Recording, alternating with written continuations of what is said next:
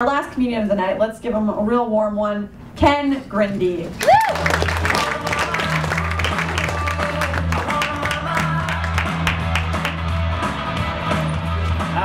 Hi guys.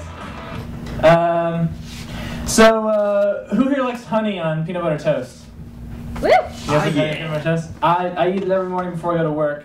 I eat it and then I go to, get on the bus and then I go to work, and so I make sure that my peanut butter toast is really good and take care of myself and get a good breakfast. So I bought this really nice honey, and I bought this jar of honey. It's really nice, organic, local honey, and then this morning I got up and realized that I left it open and there was like bugs in it and mold on the inside, and I had to throw away this whole jar of honey, and it really broke me up. And then I got on the bus, and the guy next to me on the bus leaned over and said, hey, if you take a picture of me with your cell phone, I'll kill you. And if I don't kill you now, don't worry, because I'll kill you later. And I was shocked how quickly that whole honey debacle just vanished from my mind. I turned to him and I said, thank you, sir, for putting things in perspective. And he strangled me with a, what do you call it? His bare hands. I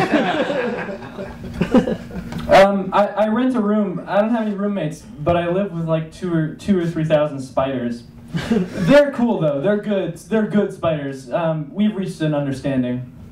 They're not like normal spiders. They're bold. They know they run my room. They know they outnumber me. When I first arrived in my room, I opened my door, and 2 spiders, I kid you not, walked across the threshold. I think spiders usually sneak around. 2 spiders walked into my room like I was their doorman, as if they were tipping bowler hats, like, good evening, hello. Ah, yes, and then they crawled into my pants. Just right into my pants, with the confidence that really only the owner of those pants should do. And so they walk right in, like, oh, hello, yes, Ken. Oh, look, pants. Ah, yes, Roland. I think that's the next leg of the journey. This is how my spiders talk. And their names are Roland and Dominic. But then they start waking up. I start hanging out in the middle of the room. And when I get home late from work, they're just standing there, and I walk in and I go, oh, where were you? He's standing still. It's in the middle of the room. I was out. I was at work. Oh, you were out. Okay. And walks off. And that's when the biting started. I start to wake up little bites on my arm. And I start to walk out the door, and I was like, oh, I gotta put on my shoes, and they bite me on my feet. They're waiting inside the shoes. And the bites started to get bad. I got a bite next to my eye, and someone asked about it at work. And they're like, is something wrong at home? I was like, no, I just walked into a door. It's nothing.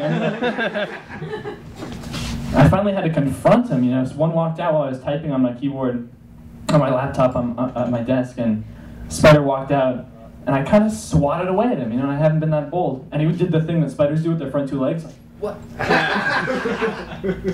I was like, you gotta stop it, you gotta cut it out, you're getting cocky. And he bit me on the hand, right in front of me, just like reached forward and like he really meant it. And I just crushed him. And that's a great moment of empowerment when you remember that when a spider is being a dick to you, you can just destroy it with just a slight motion of the hand. Put things in perspective.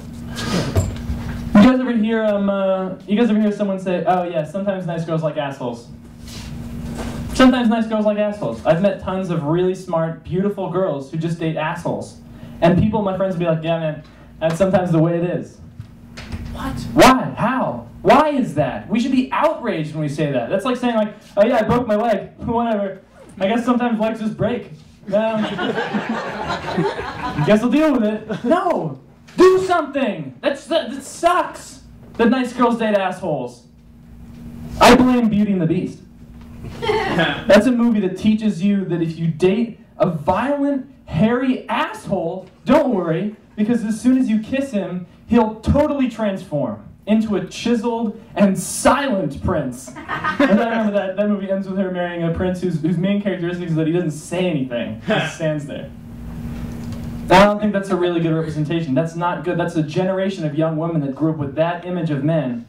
And here I am. If there's any representation for me in that movie, it's Lumiere. I'm Lumiere.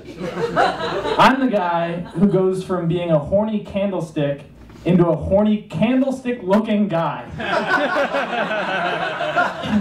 That's an accurate man. You see that, that's what you get. You see what you get. And I'm Lumiere. This is the transformation he goes through. No change. So someone should do something about those assholes. They really should.